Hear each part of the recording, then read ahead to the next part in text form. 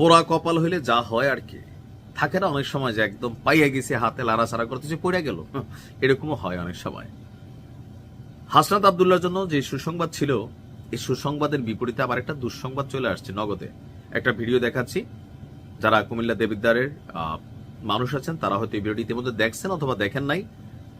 মঞ্জুরুল আহসান মুন্সি খুব শীঘ্রই ফিরে আসছেন, মানে মনোনয়ন বৈধতা পেতে যাচ্ছে। আসুন তার মুখে একটু শুনি। প্রিয় দেবিদ্বারবাসী, আপনারা বিভ্রান্ত হবেন না, আমার নমিনেশন বাতিল হয়নি এবং আগামীতে নমিনেশন সঠিক হয়ে যাবে। আমার অ্যাডভোকেটের সাথে আমি কথা বলছি, সেটা শুনুন। কুমিল্লার দেবিদ্বারে সবচেয়ে বেশি ফাইট চলছে, মানে এনসিপির যতগুলো নেতা নির্বাচন করছেন এর মাঝখানে হাসনাত আব্দুল্লাহ দলমত নির্বিশেষে একটা ভালো পজিটিভ অবস্থানে আছে এনসিপির সব নেতাগুলোর মধ্যে। আর দ্বিতীয় হচ্ছে তাসনিম জারা। তবে মঞ্জুরুল আহসান মুন্সিও, তিনিও কিন্তু দেবিদ্বারের পুরানা খেলোয়াড়, বাঘ, রাজনীতির মাঠে যথেষ্ট পাকাপোক্ত। তবে ঋণ খেলাপি ইস্যুটা, এটা ওনার ইজ্জতের উপর আসছে আমি মনে করি। কেন মনে করি দেখেন, ব্যাংকের টাকাগুলো জনগণের টাকা। এখন বাংলাদেশে গতকালকের ভিডিওতে বলছি যে রাজনৈতিক ছত্রছায়ায় ব্যাংকগুলো থেকে বড় বড় লোন নেওয়া হয়, আর সরকার ক্ষমতায় থাকলে এগুলো নিয়ে রিয়েকশন হয় না। ঋণ খেলাপির তালিকায় পড়েন, তারা আসলে ভালোভাবেই চলাফেরা করেন। অনেকে আছে অরিজিনালি বিপদে পড়ছেন, আসলে কলকারখানাটা বন্ধ হয়ে গেছে, ব্যবসাটা লস হয়ে গেছে, সেই সকল কারণে হয়তো দিতে পারে না। আবার অনেকে রাজনৈতিক ছত্রছায়ায় এই টাকাগুলো মাইরা দেয়। তবে মঞ্জুরুল আহসান মুন্সির বিষয়টা ওনার বক্তব্য যে উনি এই টাকা দেওয়ার জন্য চেষ্টা করতেছেন, প্লাস এই টাকা পরিশোধের রাস্তায় আছে, পথে আছে, আর এটা একটা আইনি প্রসেসিং। সম্ভবত প্যাচটা হচ্ছে প্রিমিয়াম ব্যাংকের সাথে।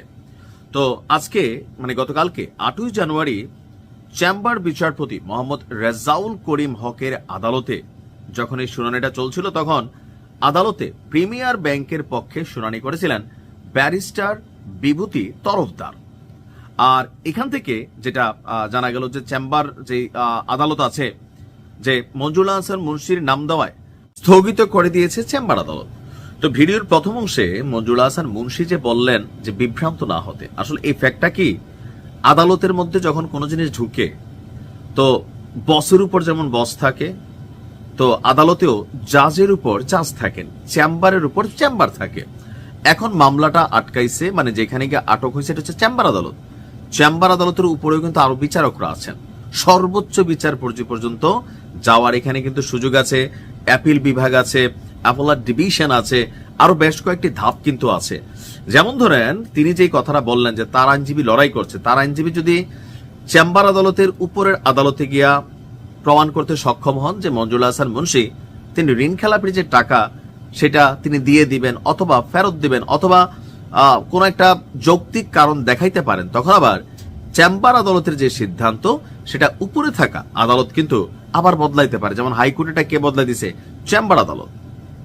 আপনাদেরকে একটু খেয়াল থাকার কথা যে কি যেন এটার নাম, আমাদের ফিল্ম ইন্ডাস্ট্রিতে জায়েদ খান বনাম নিপুণ, আপনি দেখছেন আদালতে কি হইতো, আজকে নিপুণ এসে চেয়ারে বলে কালকে আদালতের আরেক ডিসিশনে নিপুণ উড়ে সেখানে জায়েদ খান বইতো, আবার নিপুণ যে আদালতের কাছে দ্বারস্থ হইতো তার আইনজীবী দিয়া, সেইখানে আবার এসে আবার নিপুণ বসতো, জায়েদ উদাও হইতো। অর্থাৎ এখানে একটা চলমান প্রক্রিয়া। তো তার মানে আমাদের কি বলে যে এই যে বক্তব্য আমরা শুনলাম ব্যারিস্টার আহসানুল মুন্সি থেকে, তিনি বলছেন যে বিভ্রান্ত হবেন না, ভোটাররা কোনো দিকে মুভমেন্ট করবেন না। আপনাদের যে বিএনপির নেতা আহসানুল হক মুন্সি, মঞ্জুরুল আহসান মুন্সি, তিনি আশাবাদী খুব দ্রুতই তার আইনজীবী এই মামলায় জয় পাবেন এবং চেম্বার আদালতের যে নির্বাচন করতে না পারার সিদ্ধান্তটা যেখানে চলে আসছে, বা ঋণ খেলাপিদের ইস্যুটাতে ইসির যে নির্দেশনা ছিল সেটা বদলাইতে পারে। এখন কোথাও না কোথাও কিছু তো হয়তো সাহসের জায়গা আছে যেখান থেকে তিনি এই বক্তব্যটা দিচ্ছেন।